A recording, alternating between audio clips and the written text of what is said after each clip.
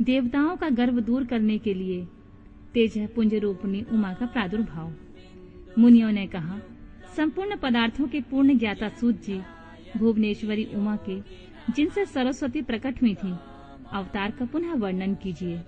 वे देवी पर ब्रह्मा मूल प्रकृति ईश्वरी निराकार होती हुई भी साकार तथा नित्यानंदमयी सती कही जाती हैं।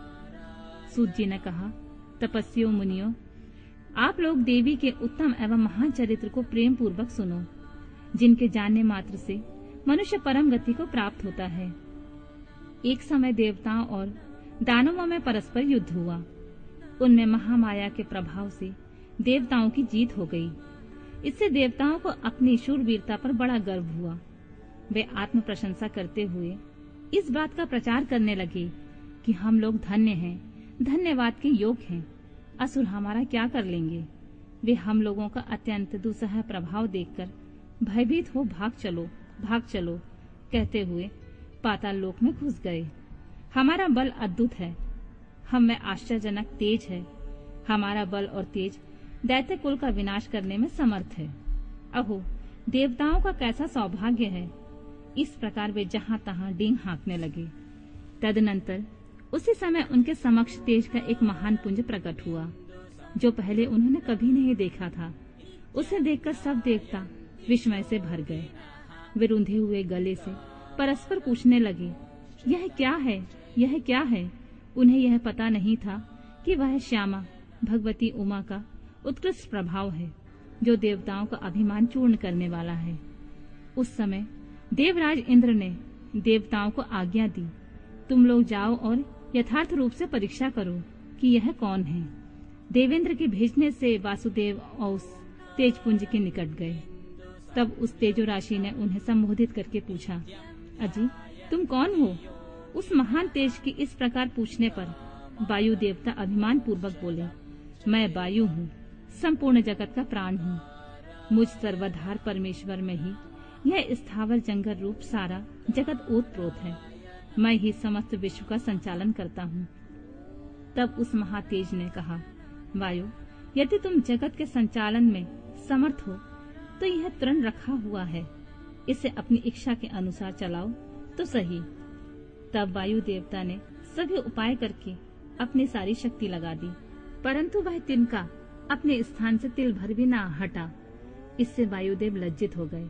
वे चुप हो इंद्र की सभा में लौट गए और अपनी पराजय के साथ वहां का सारा वृतांत उन्होंने सुनाया। वे बोले, देवेंद्र, हम लोग झूठे ही अपने को सर्वेश्वर होने का अभिमान रखते हैं, क्योंकि किसी छोटी सी वस्तु का भी हम कुछ नहीं कर सकते। तब इंद्र ने बारी बारी से समस्त देवताओं को भेजा।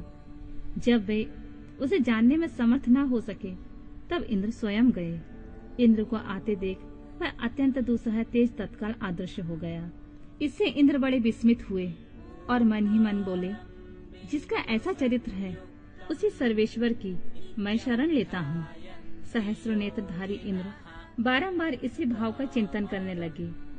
इसी समय निश्चल करुणामय शरीर धारण करने वाली सच्चिदानंद स्वरूपनी शिव प्रिया उमा उन देवताओं पर दया करने और उनका गर्व हरने के लिए चैत्र शुक्ल नवमी को दोपहर में वहां प्रकट हुई। वे उस तेज पुंज के बीच में विराज रही थीं। अपनी कांति से दसों दिशाओं को प्रकाशित कर रही थीं और समस्त देवताओं को सुस्पष्ट रूप से यह जता रही थीं कि मैं साक्षात परब्रह्म परमात्मा ही हूँ। ये चारों हाथों में क्रमशः वर, पाश, अंकुश और अभय धारण किए हुए थीं। श्रुतियां साकार होकर उनकी सेवा करती थीं। वे बड़ी रमणीय दिखती थीं तथा अपने नूतन यौवन पर उन्हें बड़ा गर्व था। वे लाल रंग की साड़ी पहने हुए थीं। लाल फूलों की माला तथा लाल चंदन से उनका श्रृंगार किया गया था। वे कोटि कोटि कंदर्पों के समान मनोहारिणी तथा करोड़ों चंद्रमा के समान चटकीली चांदनी से सुशोभित थीं। सबकी अंतर्यामिनी, समस्त भूतों की साक्षिणी तथा पर ब्रह्मा रूपणी उन महामाया ने इस प्रकार कहा, मैं ही पर ब्रह्मा परमात्मा ज्योति प्रणव रूपणी तथा युगल रूप धारणी हूँ। मैं ही सब कुछ हूँ। मुझ में भिन्न कोई पदार्थ नहीं है। मैं निराकार होकर भी साकार हूँ। सर्व तत्व रूपणी हूँ। मेरे गुण अतर्क हैं। मैं नित्य स्वरूपा तथा कार्य कारण रूपनी हूँ। मैं ही कभी प्राण वल्लभा का आकार धारण करती हूँ और कभी प्राण वल्लभ पुरुष का, कभी स्त्री और पुरुष दोनों रूपों में एक साथ प्रकट होती हूँ। यही मेरा अर्धनारीश्वर रूप है। मैं सर्वरूपणी ईश्वरी हूँ। मैं ही सृष्टिकर्ता ब्रह्मा और मैं ही जगत पालक विष्णु हूँ तथा मैं ही संहारकर्ता रुद्र हूँ। संपूर्ण विश्व को मोह में डालने वाली महामाया मैं ही हूँ। काली, लक्ष्मी और सरस्वती आदि संपूर्ण शक्तियाँ तथा ये सकल कलाएं मेरे अंश से ही प्रकट हुई हैं।